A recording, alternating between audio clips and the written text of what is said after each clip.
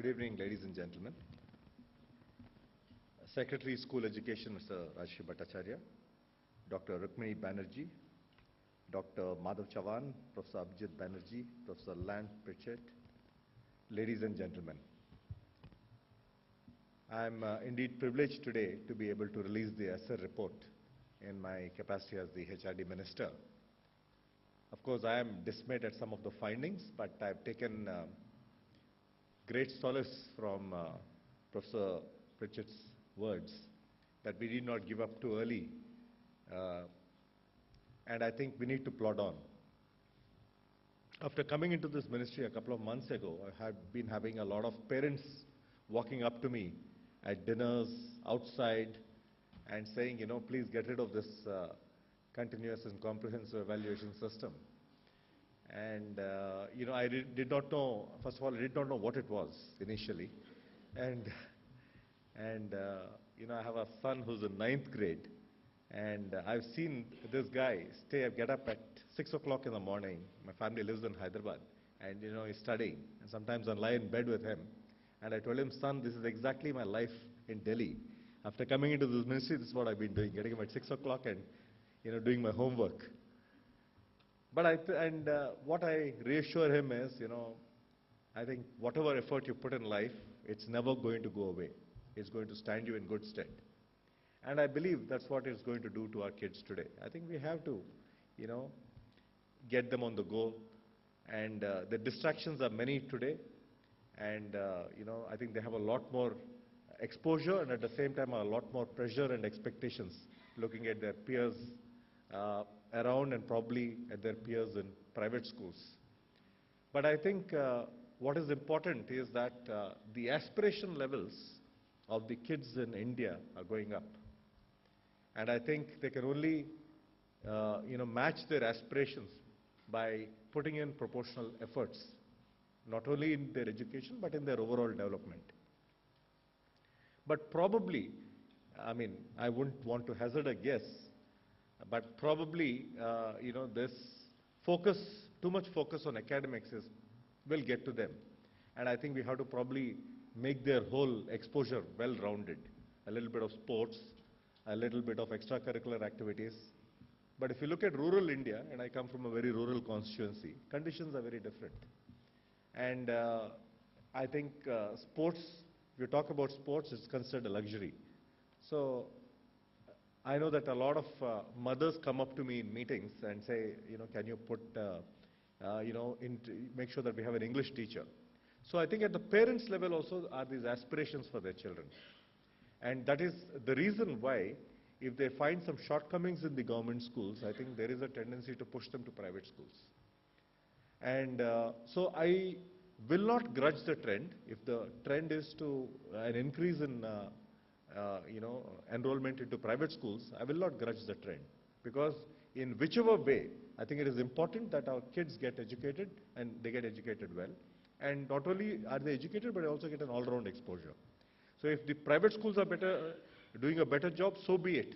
We will definitely try to match those conditions even in the government schools. And having said that, I am pleased that the enrollment levels holding good and staying about 96%, and also in the way the infrastructure has been improving in schools, all which are prerequisites for retention of kids in the school. And I know that the toilets are a very important factor for girls, and it increases as we get into secondary and higher secondary education. So I think that is the infrastructure is definitely the challenge of the government to ensure that infrastructure is, that level of infrastructure is maintained, sustained, and also, kept well. And there, again, I don't think it should be the responsibility of only the government, but an involvement of the school management committees, which comprises of 70% of which is comprises of parents of the children.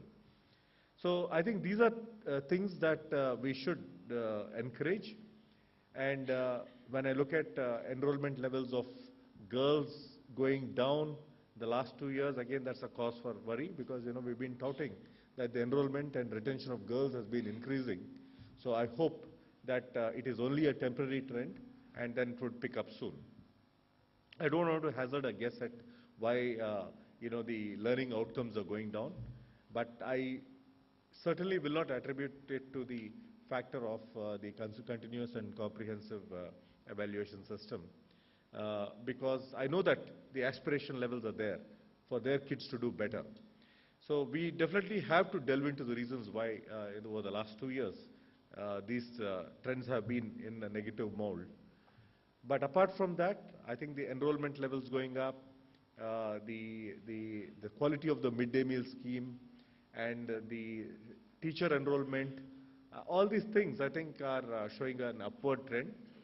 But the challenge still remains that when we have a deadline of March 2013 coming up, and most of the eastern states are not yet there in terms of infrastructure, the availability of teachers, and I think these are definitely challenges for the country, and we need to work with the states together on this.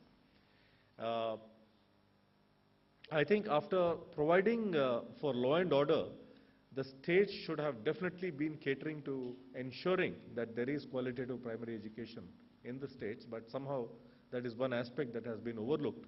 But I think it's not too late. After the RTE Act has been promulgated, you see a lot of response from the states, and I hope that in the coming years we can motivate the states to do much more in terms of raising the bar as far as the quality is concerned. Now, as a outcome of the results, I know that we have to do much more, and rightly so. The focus of the entire 12th five-year plan is on the aspect of quality. So I think we have to maintain standards in school in terms of the curriculum, in terms of the quality of teachers, and eventually what is the measurable is the learning outcomes. And I certainly hope that in the coming years we will be able to pick it up. I think we are all aware of the demographic advantage that India possesses, but if we have to reap the demographic dividend, we certainly have to invest a lot more in the quality of our education, in the quality of showing a path for an opportunity to most of these kids. And I think we have to work together on this. I thank Pratham for this annual survey, which is like a dipstick survey, but it does give immediate focus. The ministry has its own survey from the NCERT, but which comes out once in every 3 years. And there also the trends have been good. We will have to watch what are the latest findings. But nevertheless, it's important that we all work together, because I think if this generation, if we can invest well, it will be a positive force not only for India but also for the world. I thank you all again for this opportunity to be able to release this report, and I certainly hope that the next year's report would be a lot better. Jai Hind.